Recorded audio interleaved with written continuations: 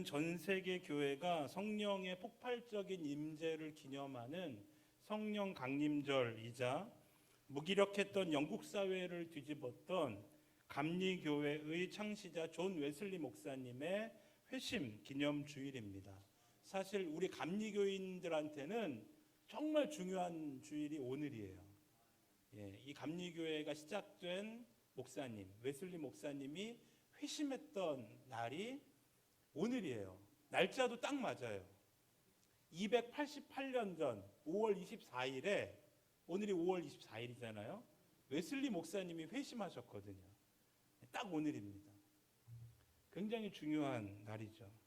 주님은 사도행전 1장 8절에서 분명히 선포하셨어요. 오직 성령이 너희에게 임하시면 너희가 권능을 받고 예루살렘과 온 유대와 사마리아와 땅끝까지 이르러 내 증인이 되리라.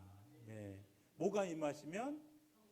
성령이 임하시면. 너희가 열심히 봉사하고 헌신하고 전도하고 너희들이 열심히 노력하면 내 증인이 된다 이렇게 말씀하신 게 아니라 어떻게 하면? 성령이 임하시면. 그래서 성령 강림절이 너무 중요해요. 그리스도인들은요 성령 받지 않으면 아무것도 아닙니다. 근데 성령 받으면 천하무적이에요. 아멘. 이 말씀대로 오순절 마가다락방에 성령의 불길이 떨어졌을 때 예루살렘 교회는 천지가 개벽하는 부흥의 역사가 일어났습니다. 하루에 3천 명이 뒤집어지고 5천 명이 주님 앞으로 돌아오는 놀라운 역사가 이 성령이 임했을 때 나타났다라는 것이죠. 하지만 사도행전이 보여주는 진짜 부흥은요 단순히 숫자의 부흥이 아니에요. 양적 부흥이 아니었습니다. 존재가 변하는 질적 부흥이었다라는 것입니다. 그리고 그 질적 부흥의 가장 선명한 증거가 어디서 나타나냐면 바로 성도들의 재물관이 바뀌었다라는 거예요. 돈에 대한 생각이 바뀌었다. 이게 질적 변화의 가장 중요한 증거였다라는 것입니다. 은혜를 받자 이제 사도행전 우리가 5장을 읽었지만 4장 이제 뒷부분에 보면 은혜를 받자 사람들이 자기 재산과 소유를 팔아 사도들 앞에 내어놓기 시작했습니다. 그리고 이걸로 어려운 우리 성도들, 필요한 성도들 도와달라고 그렇게 자기의 재물들을 내어놓기 시작했어요. 그 대표적인 인물이 사도행전 4장 마지막 부분에 나오는 바나바입니다. 바나바. 그는 자신의 밭을 팔아 전액을 사도들 앞에 두었습니다. 온 교회가 감동을 했고 성령의 역사가 정점을 찍는 듯 했어요. 와, 이제 주님 놀랍게 일하시는구나. 그런데 이처럼 부흥의 역사가 일어나는 한복판에서 사도행전 5장 1절이 시작되자마자 성경은 부흥과는 전혀 다른 충격적인 사건을 우리에게 던져요. 바로 오늘 우리가 읽은 아나니아와 삽비라 부부의 죽음 사건입니다. 막 교회가 부흥하는데 왜 하필 이 부흥의 정점에서 이렇게 무섭고 끔찍한 사건을 주님은 우리에게 보여주시는가? 전도되고 교회가 부흥하고 행복한 것만 좀 보여주시지. 우리는 질문해야 돼요. 왜 이 황금 같은 부흥기에 이렇게 무섭게 심판하시는가? 하나님이. 전 재산을 안 바쳐서 그러셨던 걸까요? 아니죠. 하나님은 절대로 즉흥적이거나 감정적으로 일하지 않으세요. 우리랑은 달라요. 우리는 즉흥적이고 감정적일 때 많잖아요. 화장실 들어갈 때와 나올 때가 똑같아요. 달라요. 대답을 안 하시네요. 회개하세요. 화장실 갈 때와 나올 때가 달라요. 사람은 즉흥적이고 감정적입니다. 하나님은 달라요. 이 사건에는 오늘날 종교적인 매너리즘에 빠진 우리를 향한 하나님의 분명한 기준과 원칙이 담겨 있는 거예요.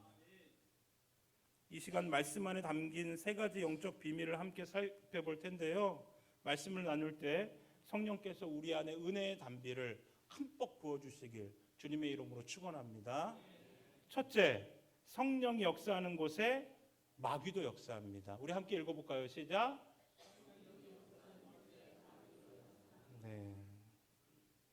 제가 2주 전에 눈에 염증 주사를 좀 맞았습니다. 눈에 치료해야 될 일이 있어서 염증 주사를 맞았어요. 주사를 맞으면 이제 눈이 좋아지는 일만 남은 줄 알았습니다. 이제 뭐 상태도 좋고 뭐 여러 가지 결과들도 너무 좋아서 이제 주사 맞으면 이제 더 좋아지겠구나 이렇게 생각했습니다. 그런데 그것은 저만의 생각이었습니다. 눈에 좋은 약이 들어가는 동시에 경로는 알 수 없지만 병균도 같이 들어간 거예요. 저는 좋은 것만 들어간 줄 알았어요. 병균도 같이 이제 몰래 들어간 거예요. 제가 지난주 체육대회 때 줄다리기를 얼마나 하고 싶었는 줄 아세요?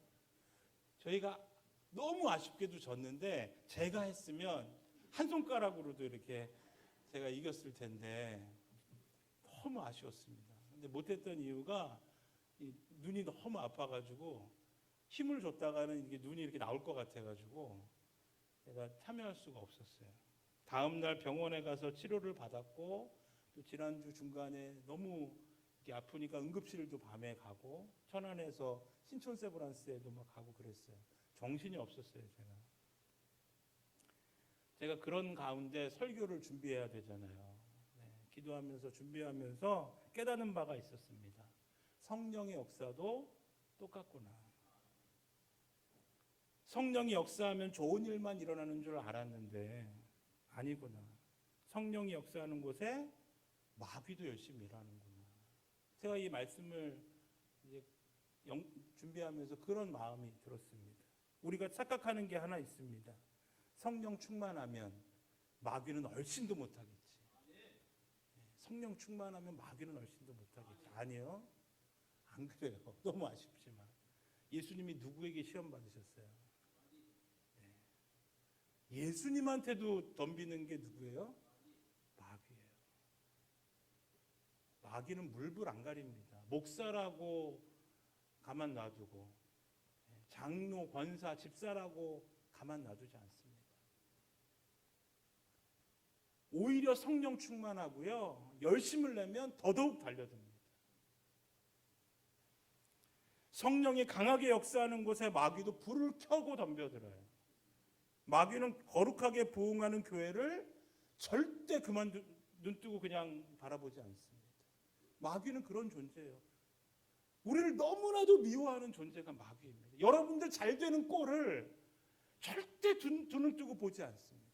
어떻게든지 간에 여러분들을 넘어뜨리려고 해요. 그런데 그것도 모르고 마귀가 친구인 줄 알고 따라가는 사람들이 얼마나 많은지 몰라요. 너무 나한테 잘해주니까요. 예전에 사역했던 교회 청년한테 연락이 왔습니다. 너무 좋은 교회를 만났다는 거예요. 제가 대화를 하면서 좀 이상했어요. 알고 보니까 이단교회 간 거예요. 왜요? 자기 말 너무 잘 들어주고 궁금했던 거 너무 잘 알려주니까 제가 어떻게 할게요? 지금은 다른 교회 청년이지만 쫓아갔어요. 거기서 끌고 나왔어요. 그 친구는 지금 잘 신앙생활하고 있습니다. 그 친구가 그 이단교회에 빠졌던 이유는 하나예요. 내 말 들어주고 내 편 되어주고 나의 부족함을 채워주는 것 같으니까. 마귀는 그렇게 접근합니다. 나에게 잘해준다고 다 약이 아닙니다. 오히려 진짜 약은 입에 이렇게 잘하시면서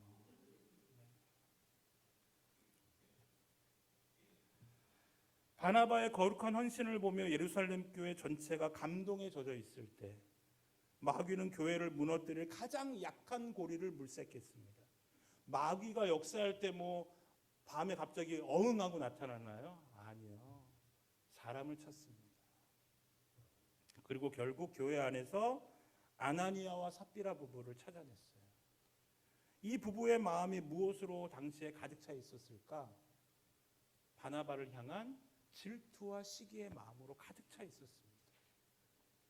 우리도 교회에서 인정받고 싶다. 우리도 저 사람처럼 대단한 신앙인이라고 칭찬받고 싶다.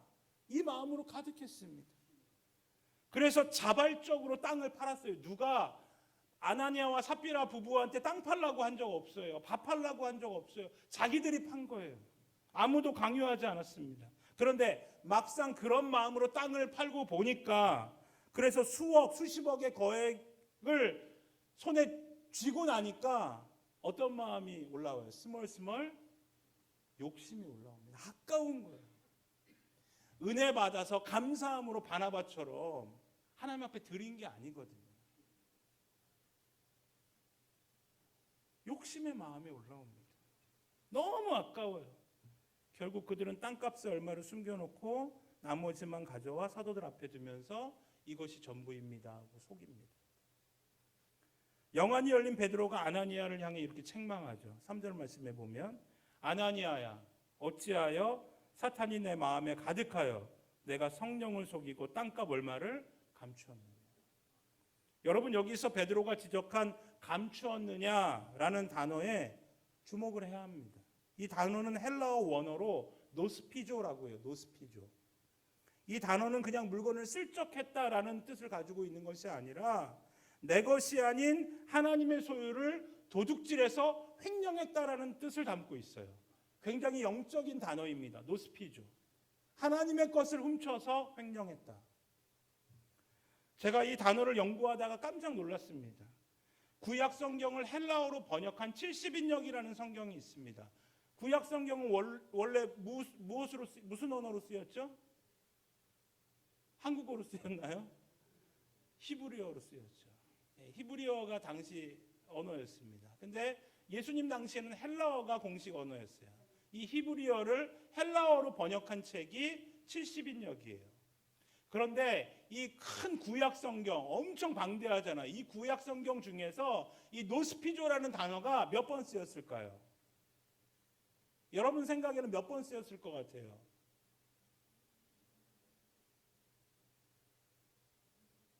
화나셨나요? 한 번 쓰였습니다. 한 번. 저도요 사실 연구하면서 알았어요. 여러분들이 알면 이상하시죠. 딱 한 번 쓰였어요. 언제 쓰였느냐? 어디서 쓰였냐면 여호수아 7장. 여호수아 7장이 무슨 내용인가요? 여리고 성을 무너뜨릴 때 그 장면입니다. 이제 이스라엘 이 모든 백성이 여호와의 부흥을 경험하는 거예요. 그동안 광야 생활하다가 이제 가나안 땅에 들어가 절대 점령할 수 없는 그 성 여리고성. 여리고성은요 대단한 성입니다, 여러분. 엄청난 성이에요. 그거는 도저히 무너뜨릴 수 없는 성임에도 불구하고 누구의 능력으로? 하나님의 능력으로 무너뜨린 거예요. 그런데 그때 한 사람이 범죄합니다. 누구죠? 아간이라는 자가 그 성을 하나님께서 주실 때 그 성에 있는 모든 것을 다 하나님께 바쳐라 했습니다. 아무것도 가지지 마라. 아간이라는 자가 욕심이 났습니다. 좋은 것들을 보고. 그래서 숨겨놨어요. 그때 그 아간이 숨겼을 때 사용됐던 단어가 이 노스피조라는 거예요. 그러니까 이 사도행전을 기록한 누가가 지금 이 아나니아와 삽비라 부부의 이 사건을 기록하면서 지금 이 부부의 이 범죄를 뭐에 비유하는 거예요? 아간의 범죄에 비유하는 거예요.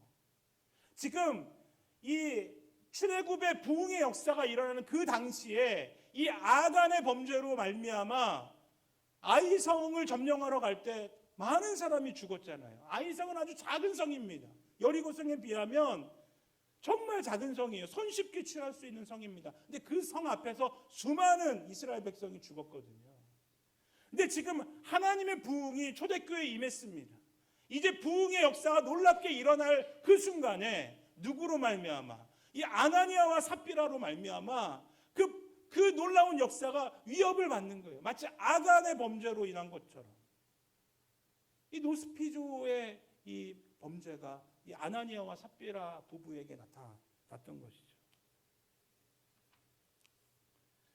마태복음 6장 24절에서 예수님은 분명히 말씀하시죠. 너희가 하나님과 재물을 겸하여 섬길 수 있다 없다? 없다. 예수님이 돈을 버리라는 말씀이 아니죠. 이제 그 정도는 우리가 알잖아요. 돈이 여러분 필요하세요? 필요 없으세요? 없으신 분은 제가 계좌번호 알려드릴게. 그쪽으로 보내주세요. 그러면 제가 잘 사용하겠습니다. 청년 사역하는데 예수님이 돈을 버리라는 얘기가 아닙니다. 하나님을 대적하며 인간의 숭배를 요구하는 우상, 이 만몬을 주의하라는 말씀이에요. 이 돈은요, 우리의 영혼까지도 집어삼킬 수 있는, 하나님과 비교될 수 있는 큰 힘을 가진 우상이 될 수 있다라는 거예요. 그거 주의하라는 거예요. 돈은 애들도 좋아할까요? 싫어할까요? 어떻게 이렇게 잘하세요? 돈은 애들도 좋아해요. 아나니아와 삽비라의 몸은 예루살렘 교회에 앉아서 성령 충만한 척 연기하고 있었지만 그들의 중심은 만몬이라는 우상에게 절하면서 하나님의 것을 훔치는 영적 아간의 상태에 빠져 있었던 것입니다. 사랑하는 성도 여러분, 우리는 어떻습니까?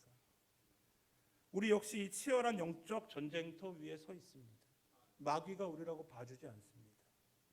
아나니아와 삽비라의 무서운 심판을 남의 이야기로 들어서는 결코 안 됩니다. 우리는 이 무서운 심판을 타산지석으로 삼아 우리의 중심을 날마다 점검해야 될 줄로 믿습니다. 아멘. 베드로 사도는 경고하죠.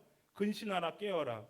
너희 대적 마귀가 우는 사자같이 두루 다니며 삼킬 자를 찾나니. 마귀의 도구가 되지 말고 성령의 도구가 되는 저와 여러분들 되기를 주님의 이름으로 축복합니다. 둘째로 성령의 역사는 성령의 주권을 인정할 때 나타납니다. 함께 해볼까요? 시작. 성령의 역사는 성령의 주권을. 예루살렘 교회가 강력했던 이유는요, 사도들과 성도들이 똑똑해서가 아니에요. 이들이 일처리를 잘했기 때문에 이 예루살렘 교회가 부흥했던 것 아닙니다. 성령께서 교회의 주인이 되셔서 친히 예루살렘 교회를 다스려 주셨기 때문에 그래요. 그러니까 어떤 교회가 건강한 교회인가? 성령님이 주인 되시는 교회인 줄 믿습니다. 사람들이 주인이 되면 안 돼요. 사람들 마음대로 끌려가면 안 됩니다. 성령님이 이끄시는 대로 흘러가야 돼요. 목사가 교회 주인입니까? 진짜 아니에요? 네. 장로님인가요? 권사님들, 집사님들인가요? 아니에요. 교회의 주인은 오직 하나님이십니다. 교회의 머리가 누구세요? 예수님.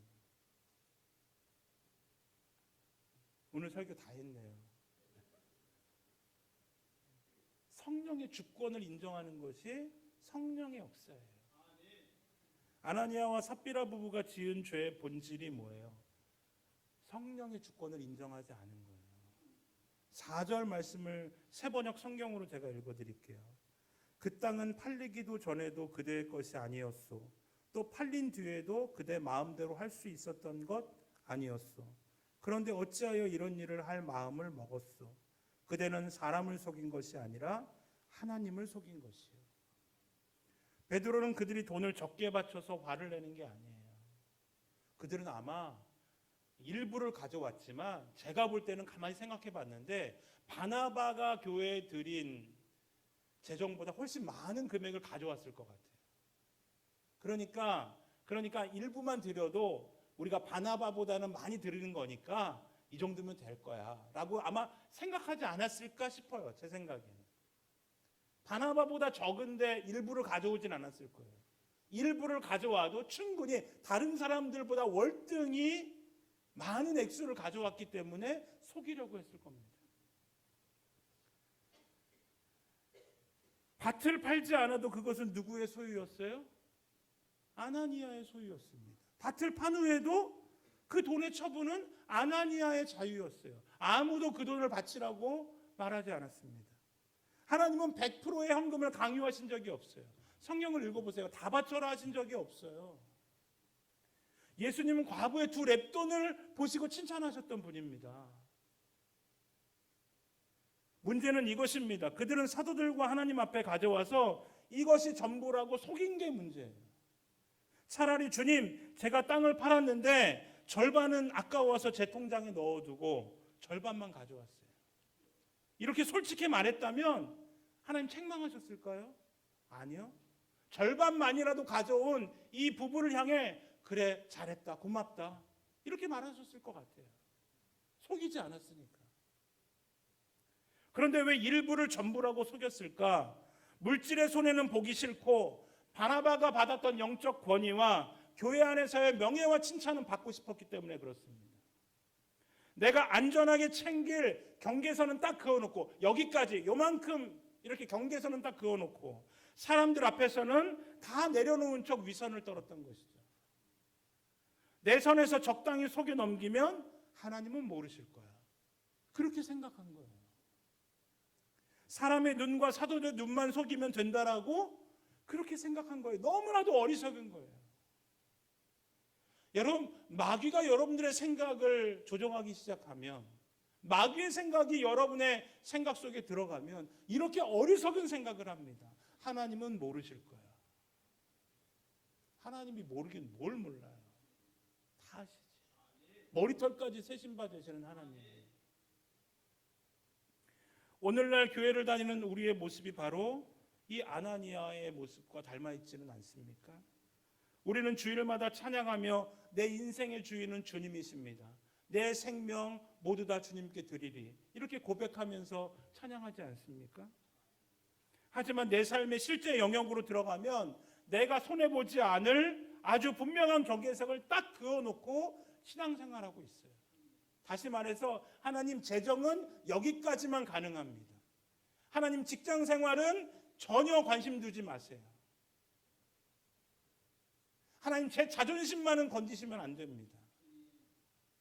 경계선을 그어놓는다라는 것이죠. 우리는 많은 부분에서 하나님의 영역과 내 영역을 구분해요. 하나님께 온전히 내 삶의 주권을 내어드리지 못합니다. 예수님을 주님이라고 부르지만 우리는 정말 예수님을 주인님으로 모십니까? 주님으로 인정하며 삽니까? 이렇게 설교하는 저도 너무나 부끄러워요.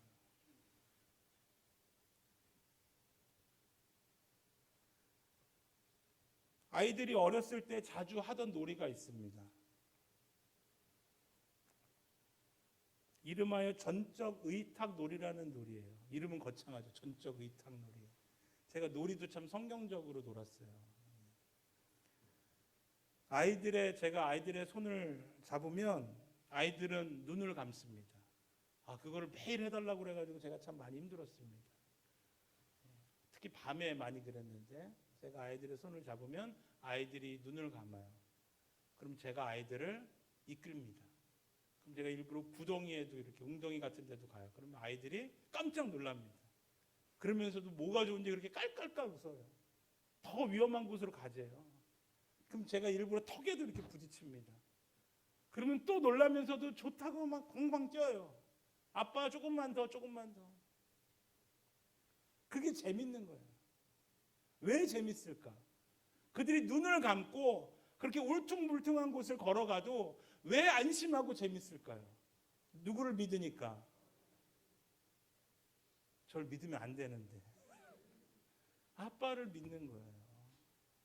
설마 아빠가 다치게 하겠어? 아빠를 꼭 믿고 아빠가 이끄는 대로 가니까 너무 재밌는 거예요. 그러다가 넘어질 것 같으면 제가 붕 아이들을 번쩍 듭니다. 넘어지지 말라고. 어찌 보면 우리 인생이 꼭 이와 같습니다. 우리는 한 치 앞도 몰라요. 내일 일도 모르는데 10년 후의 삶은 어떻게 알겠습니까? 제가 한 이야기를 들었어요. 시한부 판정을 받은 친구 문병을 갔다가 돌아오는 길에 교통사고를 당해서 그분이 먼저 생을 마감했다는 얘기를 들었습니다. 이제 곧 1년 후에 삶을 마감하는 친구 문병 갔다가 교통사고가 나서 그분이 그날로 돌아가신 거예요. 여러분, 그게 인생이에요. 여러분, 저와 다음 주에 확실히 만나는 거죠? 몰라요. 제가 여러분들 저주하는 거 아닙니다. 인생이 그래요. 우리에게 주어진 날은 언제예요? 오늘입니다. 우리가 우리의 삶을 전적으로 하나님께 맡길 때 놀라운 일이 일어나요. 우리 안에 평안이 생겨요. 기쁨이 생기고 감사가 생겨요. 사나 죽으나 주님과 함께라는 담대함이 생겨요. 그게 하나님께 맡길 때 나타나는 선물이에요. 정말 하나님을 의지하면 저희 아이들이 저를 믿으면서 그런 위험한 곳에서도 깔깔깔 웃던 것처럼 우리 믿는 자에게는 그런 은혜가 있다라는 겁니다.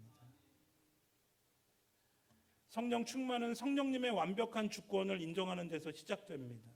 내가 그어놓은 얄팍한 경계선 안으로 하나님을 가두려는 순간 우리의 신앙은 위선으로 가득 찬 빈 껍데기가 되는 것이죠. 내 삶의 모든 운전대를 성령님께 온전히 내어드릴 때 주님은 우리를 높여주시고 우리를 통해서 놀라운 일을 행하여 주실 줄 믿습니다. 마지막으로 성령의 역사는 회개의 역사입니다. 우리 함께 따라해 볼까요? 시작. 성령의 역사는 아나니아가 죽고 3시간쯤 지나서 그의 아내 삽비라가 무슨 일이 일어났는지도 모른 채 들어옵니다. 그때 베드로가 그녀에게 질문하죠. 8절 말씀입니다. 베드로가 이르되 그 땅 판값이 이것뿐이냐 내게 말하라 하니 이르되 예 이것뿐이라 하더라. 여러분 이 구절을 그냥 흘려들어서는 안 됩니다. 여기에 하나님의 깊으신 은혜가 숨겨져 있는 거예요. 베드로는 이미 아나니아를 통해서 이 전모를 다 알고 있습니다. 굳이 삽비라에게 물어볼 필요가 있어요? 없어요? 없어요. 다 알고 있어요. 그럼에도 불구하고 이것뿐이냐? 내게 말하라. 한 번 더 기회를 주는 거예요. 이것은 베드로의 신문이나 취조가 아닙니다. 하나님 아버지가 삽비라의 영혼을 살리기 위한 회개의 기회인 거예요. 하나님 아버지는 이 순간 원하셨던 대답은요. 예, 이것뿐입니다가 아니에요. 아닙니다. 제가 잘못했습니다. 제가 남편과 돈에 눈이 멀어 거짓말했습니다. 용서해 주세요. 이 한마디면 됐습니다. 이걸 원하셨던 거예요.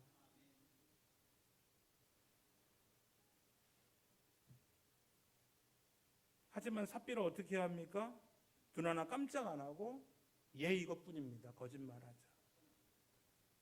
그녀가 회개의 기회를 발로 차버리는 순간 9절에서 베드로가 이렇게 얘기합니다. 보라 내 남편을 장사하고 오는 사람들의 발이 문 앞에 이르렀으니 또 너를 메어 가리라. 결국 은혜의 문은 영원히 닫히고 그녀 역시 남편의 뒤를 따라 차가운 시체로 실려가게 되죠. 우리는 흔히 내일 회개하지 다음에 은혜 받으면 회개하지 하면서 회개를 미룹니다. 하지만 분명한 것은 제가 앞서서도 얘기했지만 내일은 우리의 것이 아닙니다. 우리의 것은 오늘입니다. 오늘 주님이 예배를 통해 말씀을 통해 우리 영혼의 죄악을 들추시는 이유가 무엇일까요? 우리를 정죄해서 고통스럽게 하시려고? 우리를 부끄럽게 하시려고? 아닙니다. 우리에게 오늘이라는 회개의 기회를 주시기 위해서인 줄 믿으시길 축복합니다. 하나님은 우리가 회개하기 원하세요. 돌아오기를 원하세요. 감리교 창시자 존 웨슬리 목사님은 영국 옥스퍼드 출신의 엘리트였습니다. 매주 금식과 구제에 힘썼고 목숨을 걸고 미국 인디언 선교회까지 가셨던 분이에요. 종교적 열심으로는 당대 누구도 따라올 수 없는 분이셨어요. 그러나 선교를 마치고 돌아오는 배 안에서 풍랑을 만났을 때 웨슬리 목사님의 신앙은 완전히 무너져 내렸습니다. 죽음의 공포에 떨던 웨슬리 목사님은 평안히 찬송을 부르던 모라비안 교도를 바라보면서 충격에 빠졌습니다. 자기는 정말 이 폭풍 때문에 죽을 것 같아서 벌벌 떨고 있는데 모라비안 교도들은요 너무나도 편안한 모습으로 평안한 모습으로 찬송을 하고 있는 거예요. 그 모라비안 교도 중에 한 사람이 조용히 웨슬리 목사님에게 물었습니다. 목사님, 예수 그리스도가 목사님을 구원하셨다라는 것을 지금 목사님 안에 계신 성령께서 증언하고 계십니까? 이 질문에 웨슬리 목사님은 아무 대답도 할 수 없었습니다. 하나님을 위해서 사방팔방을 뛰어다녔습니다. 인디언 선교까지 가셨던 분이에요. 하지만 정작 죽음 앞에서는 구원의 확신이 없었습니다. 이런 쓰라린 가슴을 안고 1738년 5월 24일 밤, 지금으로부터 딱 288년 전 오늘 이 시간, 웨슬리는 런던 올더스게이트의 작은 집회에 앉아 있었습니다. 누군가 루터의 로마서 주석 서문을 읽는 소리가 들렸습니다. 그 순간을 이 웨슬리 목사님은 일기에 이렇게 적고 있어요. 내 가슴이 이상하게 뜨거워지는 것을 느꼈다. 주님이 바로 나의 죄를 거두어 가시고 나를 구원하셨다는 확신을 주셨다. 머리로만 알던 은혜가 가슴으로 내려왔던 순간입니다. 마침내 율법적인 종교 생활을 끝내고 통곡과 함께 예수님의 주권 앞에 무릎을 꿇고 회개하며 울며 주님 앞에 매달렸던 웨슬리 목사님이 되신 거예요. 그리고 그 회개의 순간을 시작으로 이 감리교가 시작되었습니다. 그러니까 이 감리교는요, 그 출발이 회개예요.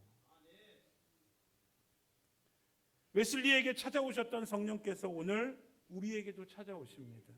우리의 마음을 두드리시며 회개할 기회를 주십니다. 아나니아와 삽비라처럼 어리석은 인생이 되어 천금 같은 회개의 기회를 놓치지 말고 존 웨슬리 목사님처럼 성령이 우리 마음의 문을 두드리실 때 어린아이와 같은 마음으로 회개하며 성령님 앞에 엎드리는 믿음의 종들 되시길 바랍니다. 말씀을 정리합니다. 성령이 역사하는 곳에는 마귀도 역사합니다. 우리의 중심을 날마다 지키셔야 돼요. 성령의 역사는 성령의 주권을 인정할 때 나타납니다. 내 인생의 운전대를 온전히 성령님께 내어드리시길 바랍니다. 그리고 성령의 역사는 회개의 역사입니다. 회개의 기회는 언제라고요? 내일이에요? 오늘입니다. 지금 아나니아와 삽비라는 기회를 걷어찼고 웨슬리 목사님은 그 기회를 붙잡았습니다. 오늘 우리 앞에도 같은 기회가 놓여 있습니다. 내 안에 가식과 위선을 내려놓고 성령의 불 앞에 엎드리는 저와 여러분들 되시길 주님의 이름으로 간절히 축원합니다. 기도하시겠습니다. 하나님, 우리가 말씀을 통하여 다시 한번 깨닫습니다. 성령의 역사는 하나님 우리 안에 이미 일어난 줄 믿습니다. 우리가 성령님의 주권을 인정하게 하시고 주님 앞에 무릎 꿇으며 회개할 수 있도록 주님 역사하여 주옵소서. 또한 마귀의 역사를 경계하게 하셔서 우리 중심을 지키며 살아가게 하여 주시옵소서. 그리하여 영천교회 성령의 역사가 온전히 일어나고 이 지역사회 가운데 주님의 나라가 임하는 걸음돌이 될 수, 밑돌이 될 수 있도록 우리 모든 영천교회 성도를 사용하여 주시옵소서. 감사하며 우리 주 예수 그리스도 이름으로 간절히 기도드리옵나이다. 아멘.